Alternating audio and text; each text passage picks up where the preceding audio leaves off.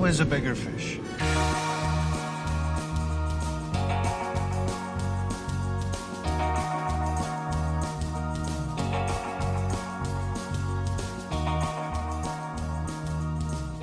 Hey everyone, welcome back to Underrated. This is the podcast where we talk about films that we feel are underrated, underappreciated, or ones that have slipped under the radar and passed most people by.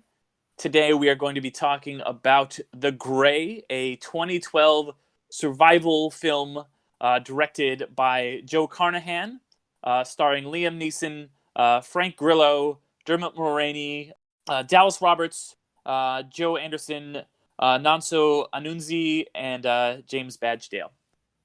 This film was kind of it kind of just, showed up. It made a few waves. It did all right financially. It did all right critically. It has 79% Rotten Tomatoes, made about $80 million. So it wasn't a failure, but it just kind of, came showed after up. how many Taken movies? Just to be clear. I don't know how many Taken movies. That's the thing. Oh, I'll get into that too. How they were like pretending this was a Taken movie, pretty much, and it was not at all. Mm-hmm. But like it just kind of showed up and did all right, and then just kind of vanished. But it follows a group of Alaskan oil drillers and kind of roughnecks, with Liam Neeson being the main character, a character called Otway, who is basically protects the camp from wolves, and he snipes wolves that get into the camp. As they're heading home or heading back to Anchorage, their plane crashes. Just a group of survivors of the plane crash are out in the Alaskan wilderness and are hunted by a pack of wolves.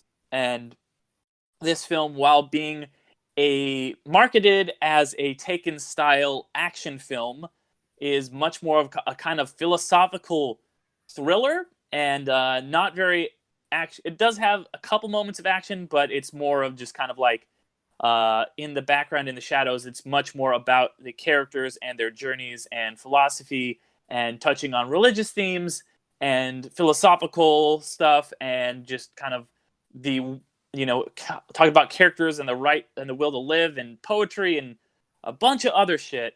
And it's kind of been really a movie that is, been very misunderstood by both critics and audiences. And a lot of critics at the time in their kind of reviews were just like, oh, you know what? There wasn't enough wolf fights and blah, blah, blah, blah, because the trailer, these are some of the worst trailers I've ever seen in a movie, where it really promises one thing to the point where and I know we're going to talk about this, where the trailer ends with like the end of the movie and then goes past the end of the movie to make it seem more action oriented. And apparently they shot that, I guess, not specifically for the trailer, but pretty much so that they could seem like a more action oriented thing, when the movie just kind of cuts off and almost Inception like ends with kind of just like a kind of open ended thing. It just the trailer makes it seem like it's going to be a Wolverine fucking fight at the end. And that's basically because at the time, Liam Neeson was kind of just becoming this big action star,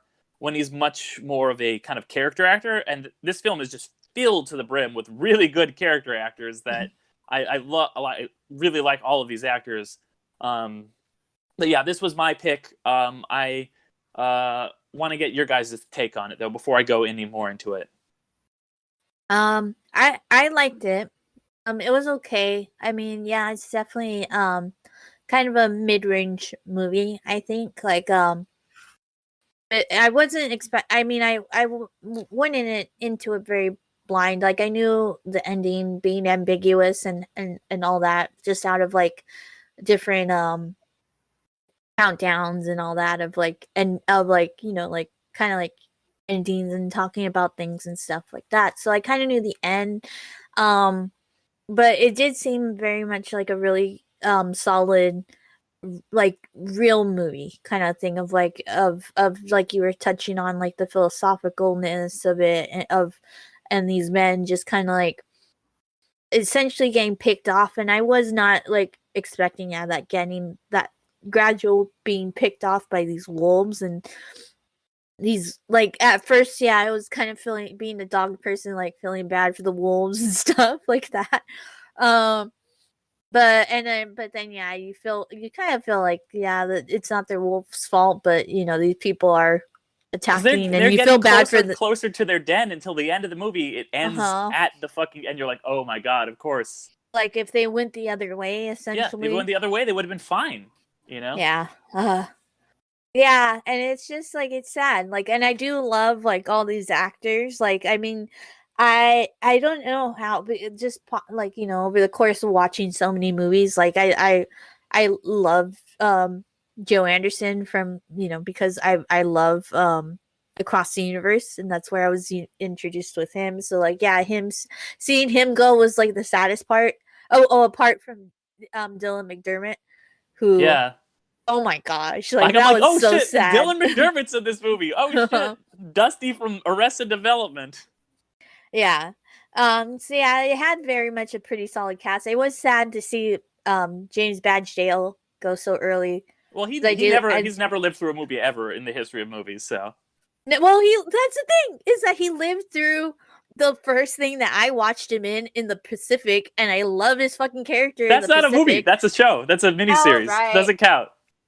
He's gonna Yeah. get shot in the face or have like I liked his AMC show Rubicon too. Yeah. I'm going deep in this. I just like there's certain actors where like I really want them to make it, and like they just kind of like they show up in these like smaller things.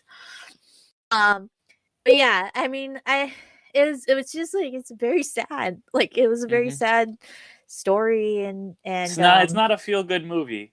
It's not a feel good movie at all. But it kind of is. I'll get it. Like I think it is hopeful in the end. Yeah. The only gripe that I have is that I didn't really care too much for Liam Neeson's character, or like his backstory. Like I feel like, and with the flashbacks and stuff, I feel like for his character there was too many flashbacks. I feel like the first one at the beginning would have sufficed, because the other ones didn't really add too much, in my opinion. Like it was I like just the stuff about his dad, and then you find out like the dad thing. No, with his wife, essentially. Well, there was too many. At first you think his wife is just broke up with him, but then you find out she's dead, and she is dead. Yeah, I didn't get that because like, that's what you see, because you see in the final flashback with her, you see her in a hospital bed. Oh. Yeah, and that's what the kind of twist is. You think she just left him, but actually she died, and that's kind of why he's like was about to commit suicide at the beginning of the movie. Oh, okay. Yeah, so it kind of gives you more context. Like it's one of those movies where like in a rewatch you're like, shit, this is different now. Okay. I think I lost it because I was like another flashback with his wife and stuff. Okay. Then that does hit a bit better. But yeah, no, I think the Dylan McDermott part, just like with him seeing his daughter at like when that was the best part. That was my the most heartbreaking part. And there's just so many moments of like oh man, if you just did this, like his hindsight's 2020 in these kind of like disaster movie survival situational movies of essentially like you're like, no, don't go that way, go this way. It's like it's similar to the same thing that happens with a horror movie, where you like since you're seeing the whole picture, you kind of like, no, you go this way, don't go that way, or do this, don't like lollygag behind the group and all that. But yeah, it was a really good ending. Like I was okay with the kind of ambiguousness of the ending. I think now, knowing that his wife died, it's kind of, I kind of feel okay if he didn't make it. But the only thing that I felt bad if he didn't make it was that like the memories and the stack of wallets, like I really do. But it's in a wolf den. I don't think they'll be able to find it. But yeah, that's the thing. Is like, oh man, like no one's gonna like find the wallets and stuff like that. Yeah. All right. Well, I'll throw in my 2 cents. I didn't rewatch this because I remember it very vividly. because and this came out like year of our Lord 2011. Yeah, well, Long 2012. time ago. It was like it 2012? came out like Oh, it was it's like a that film old? festival. Yeah, Man. in That 2011, old, but it was yeah. It actually does released not- theatrically in January 2012, which is that's another reason why I think it's got so forgotten is because like January is like the month where like films just go to die. You know, like nobody remembers January movies. They just that's It's like the Friday the slot. least- it's after Christmas. It's way before summer. It's just exactly it's the Friday slot of like film releases. Mm-hmm. Yeah, man, it feels like it was just the other day. I think because of the whole Liam Neeson being an action star, kind of every year, kind of like takes away from how old like his movies are. You know, like Taken for me, like I know it celebrated its like 15th anniversary or something like that. Yeah, No what fucking way. 2007, Yeah. 2006 that movie? Because I remember watching that movie in college, so it must have been like 2007, 2008, because I was in my freshman year in college. Mm-hmm. How old is And Schindler's yeah. List? Oh man, God 80s, damn, right? That's like early 90s. Yeah. Yeah. Holy But shit. yeah, I think it's just like that. We'll probably get into it more with this filmography change and adding what it added to this movie. But yeah, for me, it felt like it just came out like a couple of years ago. Mhm. Go on, Alan. Oh yeah, no. The only reason I remember it was that long ago was because I went to see it with some college friends, and that was a long time ago. That like I don't even talk to those people anymore. But I remember I went to go see it because there was another buddy of mine in that group who was a big film buff, as well as I. But we were really excited to watch it because it looked like it was going to be Taken, but with wolves. Yeah, that's what they made it seem like. Exactly like I said, it was advertised in that way. And I remember when I went to go see it, I was kind of into it. I was like, okay, I like the themes. I like the philosophy behind all this stuff. I think Liam Neeson's character is my favorite. I loved his story. I love the flashbacks that revolved around him Mm-hmm. and him and his wife. I was very upset by the ending because I mean at the time again it was hyping up this big showdown of like Liam Neeson. Like I kind of imagine Liam Neeson being this like old man Logan, this Mhm. Irish old man Logan versus a bunch of wolves with like alcohol bottles on his like fists, and I was like, that's what I want to fucking see. Like that just sounds so badass. This movie felt like a slow burn to that big battle, and then credits. Yeah. And then let me tell you what made me even more upset about it. There's a fucking post credits. Mm-hmm. I was gonna ask I you didn't guys see the watched that. post-credits. I was gonna Oh, ask you guys Nobody watched that. fucking knew there was I a knew. post I credits. knew. I was gonna ask if you guys watched it. But all of us back in the year of our Lord I didn't. 2012, like the far off year of like what was that, like 12 years ago? I was like, okay, you know who's doing post credits right now? Marvel, and that's it. Yeah. No one else is doing them. They're like, okay, we just saw Iron Man 2, and I think Avengers had just come out at the time. So no, Avengers hadn't even come out yet. No, 2012. Yeah, 2012. So it was before. But It was came out in a couple January. months before Avengers. Yeah, Avengers came out couple- in like May or something. Oh, okay.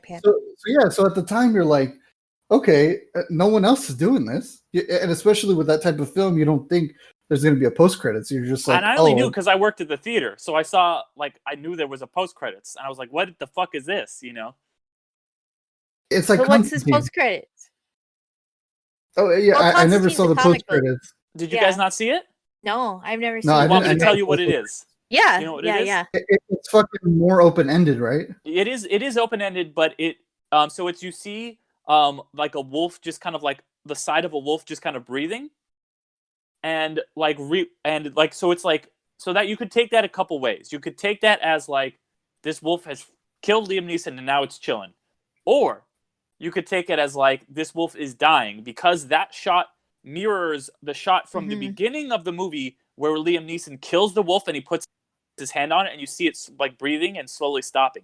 So it could be like what I think is that it's it's specifically mirroring that shot because it's referencing the fact that Liam Neeson killed that wolf, but and so he killed this wolf too.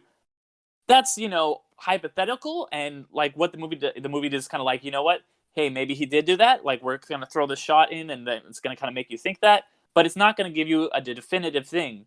because that's kind of not the point.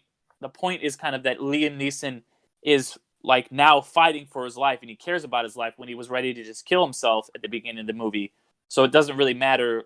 Like, it's like the end of Inception. It doesn't matter if he actually got back to his family. What matters is he like, you know, has kind of like, he doesn't care anymore. He's, you know, back. So like, that's the way I took it. So what you're saying is that even the post credits ended in a gray area. Yes, exactly. That's what the movie title is. There you go. They did it. They fucking did it. They inception with that. Like, that sounds more ambiguous than Inception does, you know? Yeah. Legit. But anyways, yeah, so you know, I digress. So the whole post credits thing and all that stuff. It was upsetting at the time when I had seen it. I was like, okay. I kind of walked out of it. I remember being very vividly talking to my buddy about it, and we were both kind of going, "Oh man, we were really hoping to see like just Liam Neeson beat the shit out of wolves." But at the same time, like the more and more I thought about it, I was kind of like, "That was pretty good." Like if you kind of take away all the bullshit kind of trailers and all the marketing and stuff like that, if it was just marketed as like a more of a film, like kind of a thriller, I would have been okay with it, because around the same time, I remember like around 2010 to like 2013, there was a couple of these like survival movies, kind of low budget kind of films where they maybe only had like one or two actors. Like there was a movie called Frozen, not the Disney one. I know which one. It's got the they're like on a the chairlift. Yeah, they're on the chairlift, which is a pretty solid film itself as well. And then there was that one with Ryan Reynolds where he's buried. Buried. There you go. Thank you. That movie. I never saw that one, so I don't know. But I remember I really liked Frozen, and it kind of made me think a little bit more. Where I was like, you know what, I'm kind of digging these like low budget, kind of more like ambiguous, kind of more like survival, philosophical type of thing, because there's a lot of like what would you do kind of thing. Like it's like if you were in that situation, what would you try and do? You know, like obviously they kept going into the lion's den, the wolf's den, and all these things started to happen, and it's kind of like, well, shit, man, like you're kind of stuck there. Like, what else can you do? And I remember me and my buddy at the time were talking that it was a very, very atheistic movie, which I was like, you know what, I kind of agree, because there was a lot of the, like, especially with his like contemplation of suicide in the beginning of the movie, where he's like, you know, he snipes the wolf, and he's writing the letter to his wife, and he's like saying, you know what, I might take my life or whatever. And like, it's just kind of had this thing of like, well, what's the point? And then you find out that she died of cancer, and then now he's even more like, who fucking cares, kind of thing. And I think it might be the opposite of a.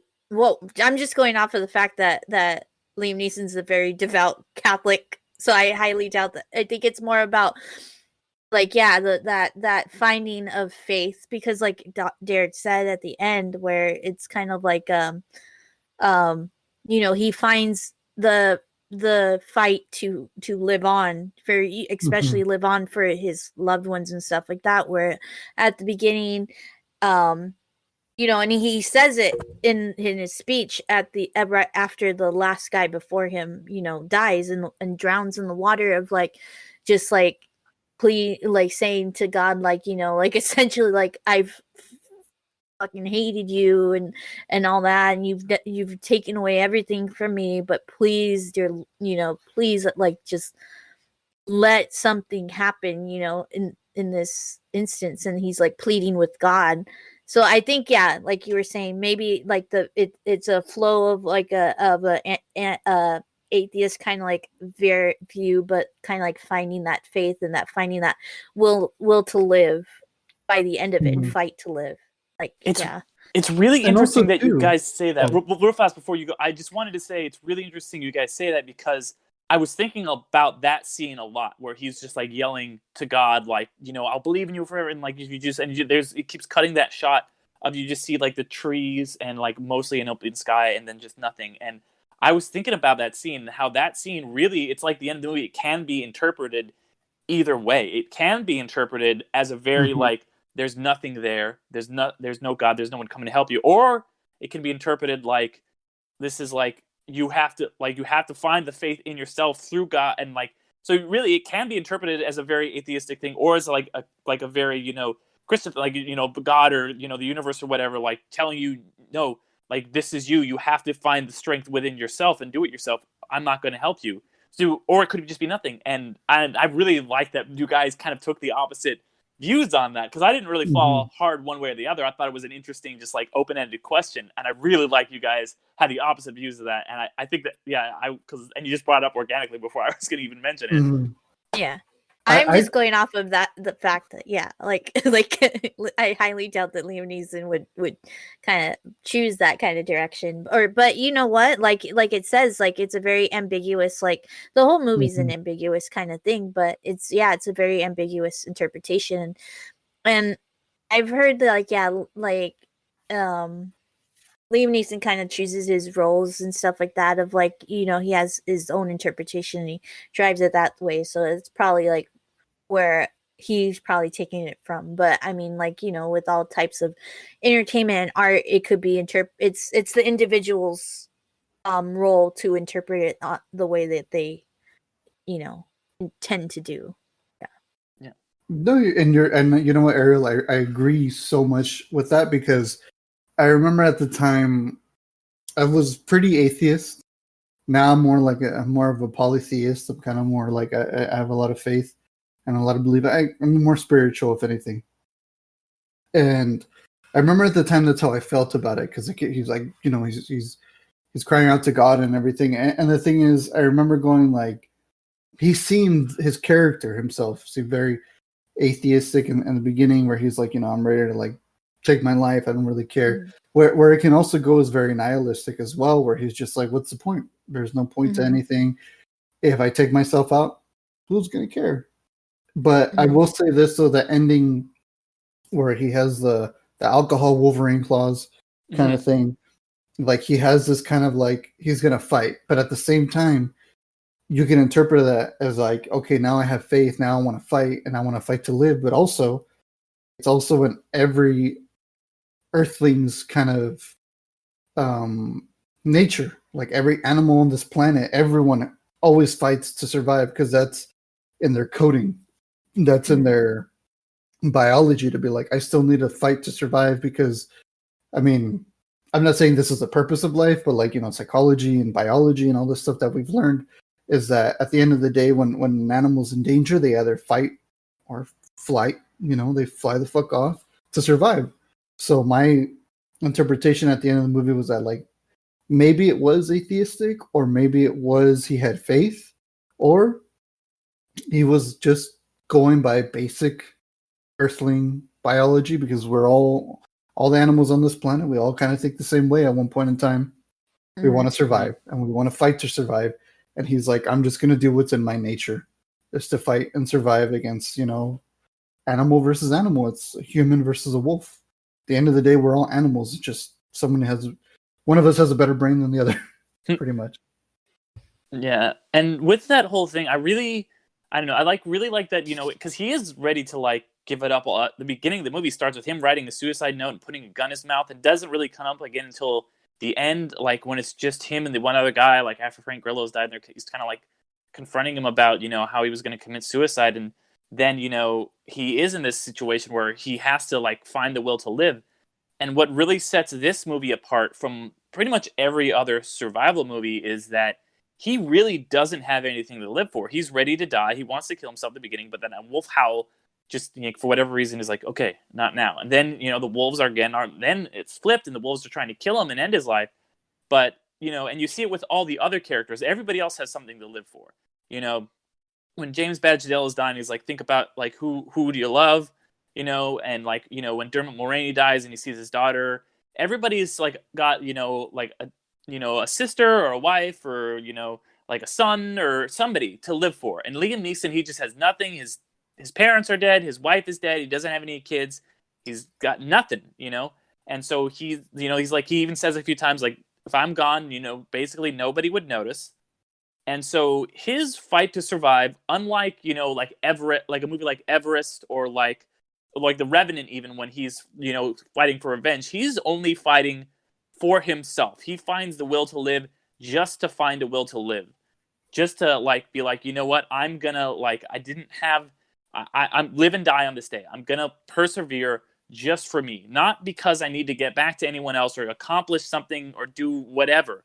I'm going to live for the purpose of living and continuing and finding that spark and that like, you know, meaning within myself. And that is such a like philosophical thing that really, you know, it's so cool that that's in a survival movie. And there's not really any other survival movies that hit that, because everybody else had in all the other survival movies I can think of, there's always an external goal. It's not an internal thing like it manages to do with this film. Do you think it's also like to kind of like honor the men that were lost, you know, like the ones along the way also, or do you feel like that's more of a contributing factor to that will to like keep himself alive, like that, like they're kind of like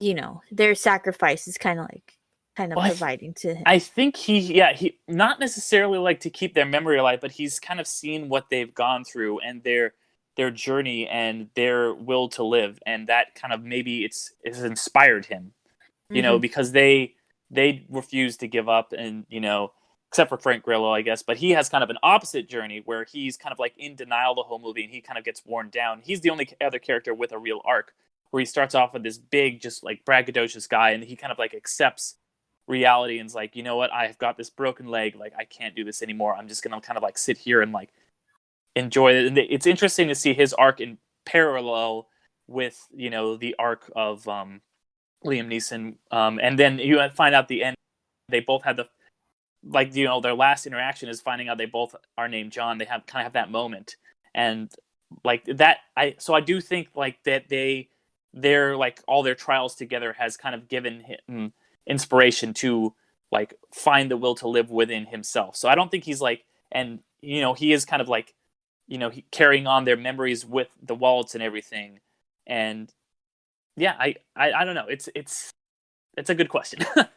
I feel like too, both of them being named John, and then finding out very late in the game that they're both named John. John, it could be, again, begs the question. It can either be purely coincidence, if you want to see it in the nihilistic way, or a lot of people are named John. You know, there are a lot of people named John, so there really isn't any coincidence, or serendipity. There you go. Yeah, no, that's yeah, that's spot on. Yeah, but I do get that now thinking about it. Yeah, that kind of like opposite parallels of the two of them, of essentially Frank Grillo's character, you know, being from the beginning the essence of wanting to live, like he to a point where it was like a somewhat naivety and also like aggression and stuff like that, and getting to the point where accepting death, and then, you know, Liam Neeson's character coming from the opposite way of accepting death into fighting to live kind of thing. So yeah, that's an interesting parallel, opposite way parallel. Yeah, because I really do think Joe Carnahan, this director, like he does like take these films that, you know, like we talked about Smokin' Aces on the podcast before, and I just saw his movie Boss Level. It's another really good film. I even like The A-Team, and he just, you know, does kind of take these movies. My God, dude. I like The I totally forgot that was a movie. Yeah, I like The A-Team. I did not see it. I just remember the trailers of them, like, weren't they like carrying a tank or some shit from a helicopter? Yeah, they essentially land with like in a tank. Yeah. I saw that commercial, and I was like, I saw the movie. I don't need to go. No, you pretty much did. Yeah, that's the one time the trailers for his movies have been accurate. But I was like, he just kind of takes he just kind of takes these films, which, you know, you think they're going to be one thing and they kind of like end up being another thing, like Smokin' Aces, like this one. And I'm still salty about, like, because, you know, I was like you, Alan, where I had a very similar reaction where I was like waiting for like this big wolf fight climactic battle the whole time, then it just cuts to nothing. But then you start to think about it, you're like, wow, that is kind of really powerful. And if the trailers hadn't promised you that, like, you wouldn't be waiting for that final shot that doesn't actually exist. And so I don't know. I think that's why I wanted to talk about it as a really underrated film, is because it is a movie that just got the wrong reputation because of the way it was marketed. And it really, it just shows how trailers and things like that can really affect the perception of a film. Mm-hmm. And the thing is, sorry, but real quick. No, I was just gonna. Yeah, go ahead. Sorry. Oh, no, go ahead. Sorry. It's late. Very late. I'm drinking a lot of coffee before the podcast. I'm drinking a lot of whiskey before this. Go ahead. Somebody go. Yeah. Okay. I was just gonna say that. I was gonna say, yeah, damn, I think I lost my train of thought. Essentially, I was gonna. I don't know what I was gonna say. Go ahead, Alan. I'm gonna be real. I think I forgot what I was gonna say too. I think I'm just gonna say this real fast. Fuck it. I forgot what I was gonna say, but I will say this though. The marketing did work though for me, because it did make me go see the movie. Because I was really excited for it. I was like, oh my god, it's old man Liam Neeson, almost like Logan. He's gonna fuck up some wolves, kind of thing. And if it weren't for that, I wouldn't have seen the movie. I think if they were like, it's gonna be a thriller, like a snow thriller kind of thing, I would have been like, yeah, maybe I'll see it. I'll wait for TV or something. But did you see The Revenant? I didn't. I guess you're right then. There you go. I did it because I'm not gonna lie. The Revenant, I was like, is he okay? 2 questions about The Revenant. Mm-hmm. First off, is he like an actual revenant? Like, does he get brought back to life? No. And he's like a zombie? No. Okay. But Second his name does sound like Huge Ass. His name is Hugh Glass. So that's a plus. But that has Revenant. Nothing to even relate to Revenant. Like, you just what is I thought you were gonna say his name is like Hugh Revenant. Yeah, that's what I thought. No, it's because he gets like Tom Hardy buries him in the ground and he's just like, you're dead, and then he's like, JK, and he digs himself out of his grave, so that's why The Revenant. I'm alive, old sport. Well, then it is he is a revenant in a way. Yeah, exactly. In a way. He's not a literal zombie. Because I'm thinking of like Mortal Kombat 11, where there's all these characters that died in the previous games and they came back and they're all zombified, but they're like, we're revenants, and then that's the way of them bringing them back to life. But anyways, second question: does he actually get raped by a bear? Not raped, but mauled. Attacked. He gets mauled by a bear. Okay. Why did you pick what? Oh, no. Let me fucking tell you why. Because all I fucking heard about that movie, and this word was used explicitly every time, was that they were saying Leo DiCaprio gets raped by a bear. That's because it's the fucking movie. It's the fucking people on Twitter just like, oh, did you see that? No. But it was because it's an aggressive scene. But yeah. Okay, that's fine. But what bothered me is nobody said he gets mauled by a bear. There you go. Leo DiCaprio was sexually assaulted by a bear, and I was like, "I'm sorry, what the fuck are you talking?" No, that would be why do you think he won the movie Oscar? That I would not watch. I'm not gonna lie. I would have seen it. I would have been like, "Why is this bear so fucking pissed that he has to not kill him, not maul him, not eat him?" He's like, I need to sexually assault. Well, it's a lady bear. She's like he goes in there, her cubs or something, so she attacks him. Oh god. Okay. That's what actually happened. No, that's fine. No, I believe you. I just remember explicitly that year when the Revenant came out, everybody just kept saying that, and I was like, I hope you're fucking joking. That sounds absolutely terrifying. I've seen enough hentai in my day where that sounds worse than all the hentai I've seen.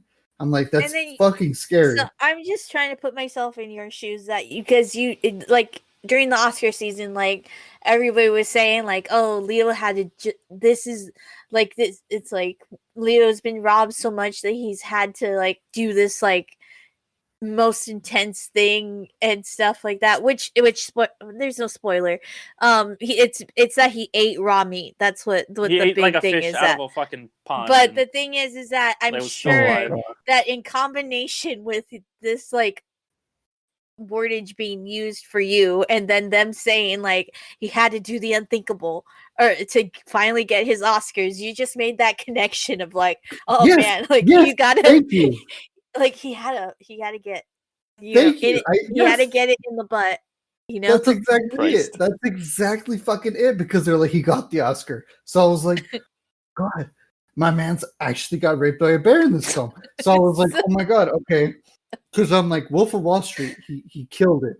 You know, Great Gatsby, he killed it. Every movie he's been, Django Unchained, every film Yeah. he's been in the past decade, he's just amazing. But they're like, Leo, we're gonna give it to you because this bear Me Too'd you. And I was like, Jesus Christ, dude. And I was like, I guess that's what you get. And then he's like, there's that clip of him on YouTube where like he's getting the Oscar and it's getting engraved. Yeah. And then he's like, you do this often? And then the lady's like, yeah. And he's like, because I don't. So I was this just is my like, first oh my time. God. No, I thought it was she's like making it, and he's like, you do this? She's just like every year, and she's like, oh, I wouldn't know. I would know, yeah. That's know. why Like, oh my that's God. why when everybody tries to give like Leo DiCaprio like flack for like, oh, he took a picture like a selfie with his Oscar, like that's not true like sportsman, like I'm like, this motherfucker's been waiting 20 years like for this. He should have won Anybody one for would be like Gilbert that. Grape. Like he's it was every movie he's in. Like fucking give him an Oscar. He's just a fucking. He's just so good. Like if any actor is underrated, it's fucking Leo DiCaprio. Yeah, he no, for sure. Every time. Like any film I've seen where he's gonna show up, I'm like, yeah. Getting back on topic, Liam Neeson only had to be in black and white to win an Oscar.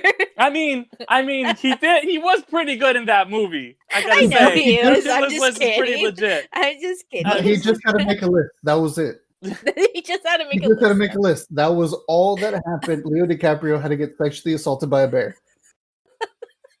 I fucking get it. But anyways, The Grave was a really good film. Yes, we can all agree. Underrated film. It was a great underrated film. I was gonna say. I remember what I was gonna say. I was gonna say essentially, like I am gonna have to go back and watch this movie because I like looking back at what it really is and the philosophicalness of it. Like definitely have to go back and rewatch this movie. It is a film that benefits from a rewatch for sure. Yeah. Because you have this whole, it's like those movies where you get more context for the film, and it really helps a lot.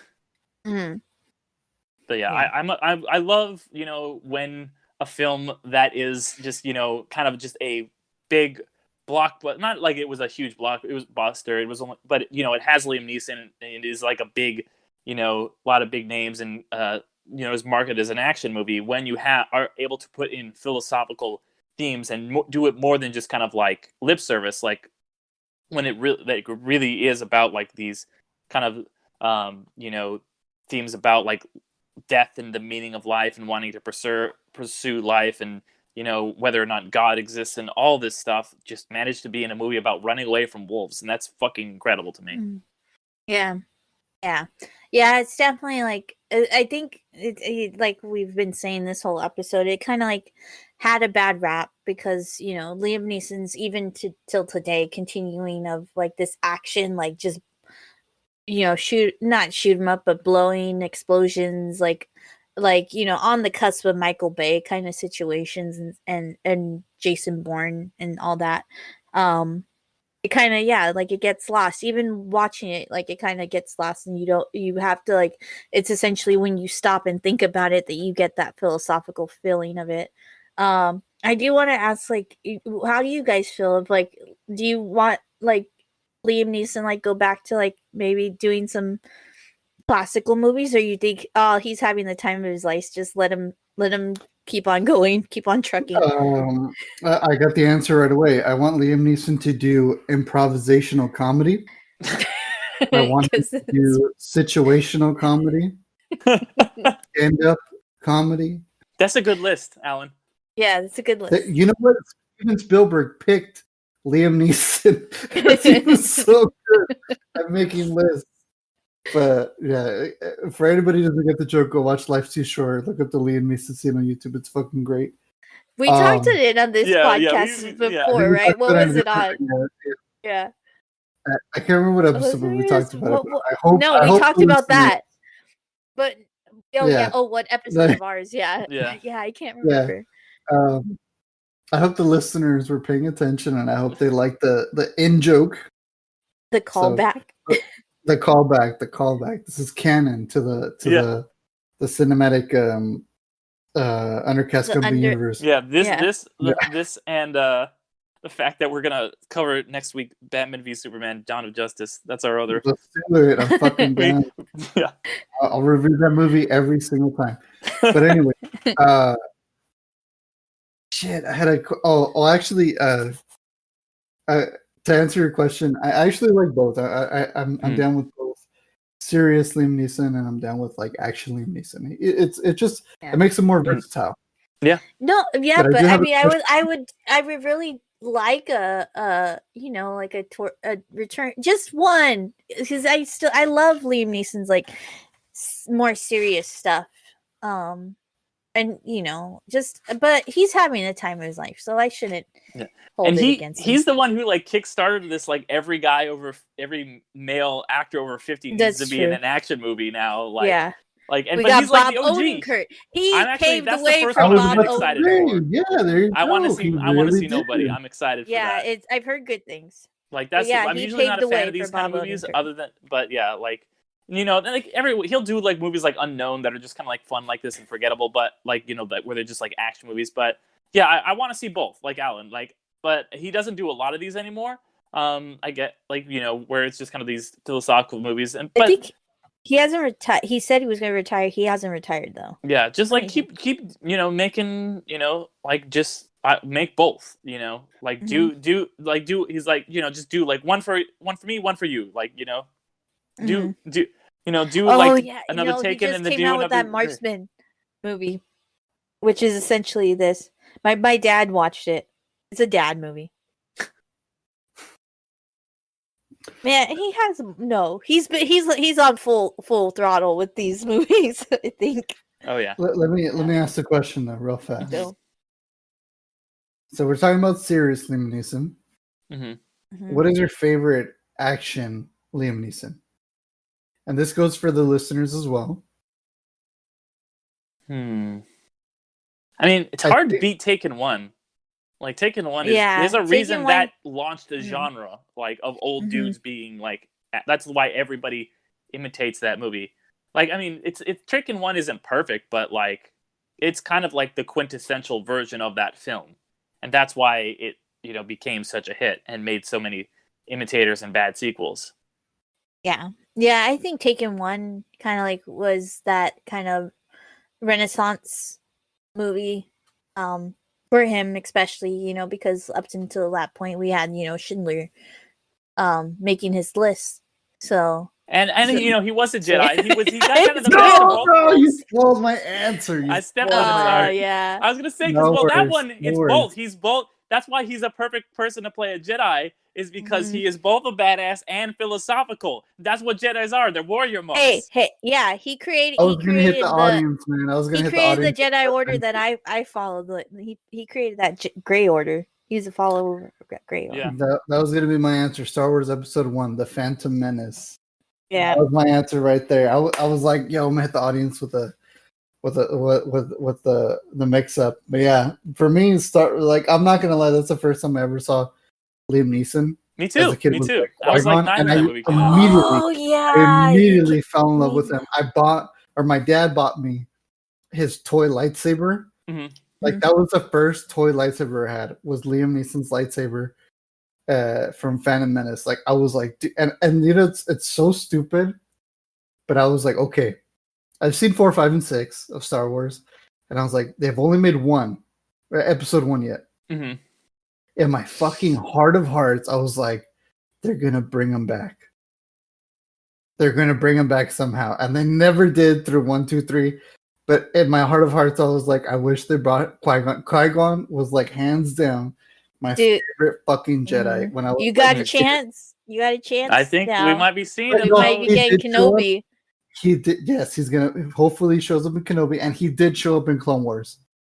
Okay. There's an episode of there are 2 episodes of Clone Wars actually, where like Anakin and Obi-Wan and Ahsoka end up on this like. They kind of end up in this like pocket universe or some shit, and they meet like gods that are essentially like the light side and the dark side of the Force, and then there's like somebody in the middle that's like the father of the light and the dark side. It's fucking weird, but like Obi-Wan like needs like guidance and shit, and like Liam Neeson actually shows up as Qui-Gon, and he's like, "You're good, dog." Obi-Wan's like, "Oh my god, it's Liam Neeson." That breaks canon, though. But okay, I think it breaks canon. Always breaks canon. It's totally canon. Yeah. Clone Wars, the CGI Clone Wars, not Gendy Tartakovsky's the Clone Wars. No, I know what you're talking about. Yeah, but we don't have to get into the lore. But no, I think he'll come back. Yeah. He has to come back because that's the whole like I said at the end of 3, at the end of episode 3. He's like, Qui-Gon's going to teach me the ways. Qui-Gon is the first Force ghost. Ghost curse, yeah. I did think there. Okay, I did think of one more where he is Rise of Skywalker too. Yeah, but I did think of one more where he is once again a badass and like a philosophical guy who's just like, and that is my fucking boy Raj Al Ghul. When he Ra's al Ghul. Yeah. Oh my god. They say Raj in the fucking Batman Begins movie, all right? Yes, no. He's not you're not when you're not in the league, you say Raj. But if you're in the league, if you're in the know, you oh my say god, Raj. can we stop? You sound like one of those people like it's not manga, it's manga, technically. No. Okay.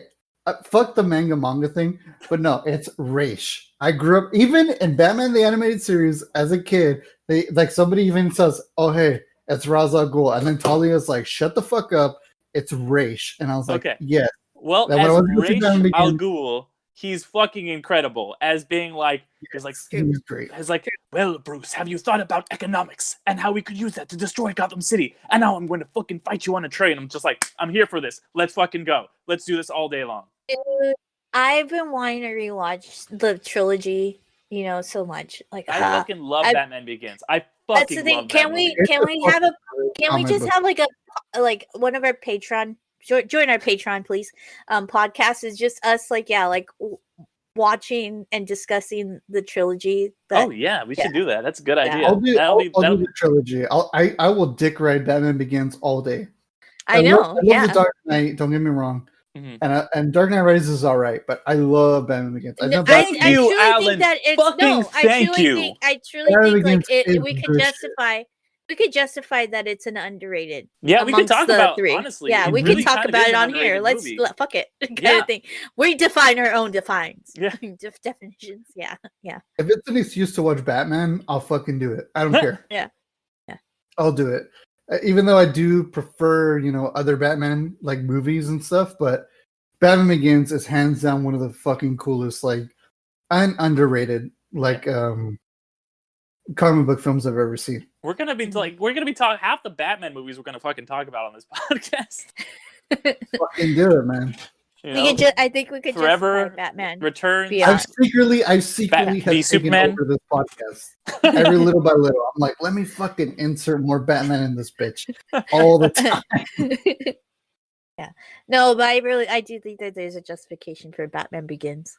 No, I really do think it is an underrated movie, honestly, because everybody and deservedly so. Like, The Dark Knight is a great film, but I think that Batman Begins really gets overshadowed. It's kind of almost ignored because people love to hate on The Dark Knight Rises, which I also think is a little unwarranted. I get it has its issues. I like it. I like it, but people love to hate that movie. People think that The Dark Knight is literally the greatest film of all time, and then nobody ever talks about Batman Begins. Nobody fucking talks about that movie. But I love it. I really do. Put it on the list. Put it on the list. Put it on the list. What I understand is I think it's the hype. I think because what happened was Batman Begins just started off really well.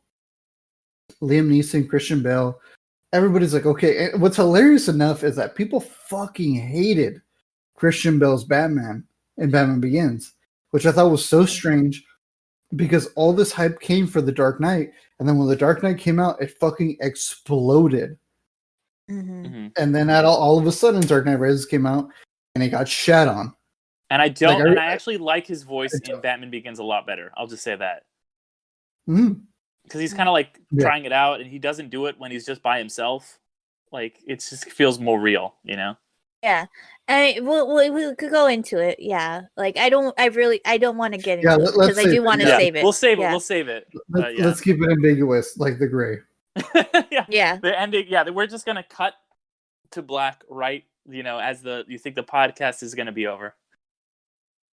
But we'll have a post credits right now. Yeah. I could do that. We could do that.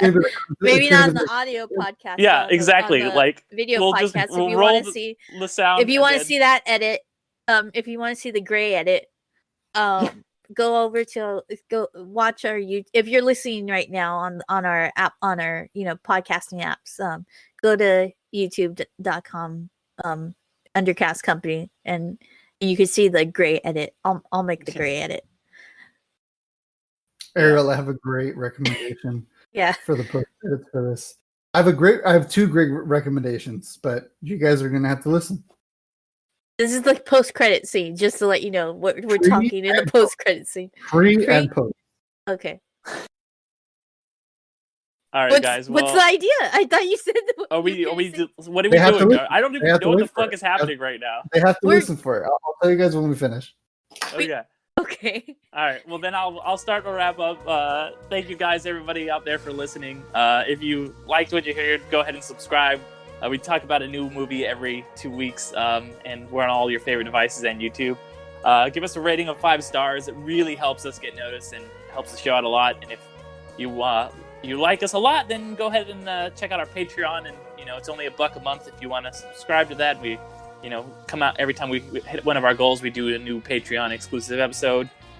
Check out, we got a couple other podcasts, including Ariel's podcast, You've Never Seen, where she introduces us to a movie that one of us should have seen by now, or my podcast, Gateway Episodes, where I introduce somebody to a show, or they introduce me to a show via an iconic episode. And also, real quick, just to kind of say it out there, I've been a guest on Los Muchachos Media over on Instagram. I've done a couple episodes with them every now and again. It just kind of like kind of summoned me every now and again to kind of jump on doing a couple episodes for, I think we did WandaVision, we did Godzilla vs. Kong, and then we also did a couple episodes for Bucky and the Winter Soldier. Bucky and the Winter Soldier. And so just go ahead and check them out at Los Muchachos Media. Yeah. So that's with our old pal Fred. Definitely check out Alan on that podcast and everything else that we do. But with that, I will say see you guys in another life. Bye. Thanks for being amazing. Take it easy, y'all.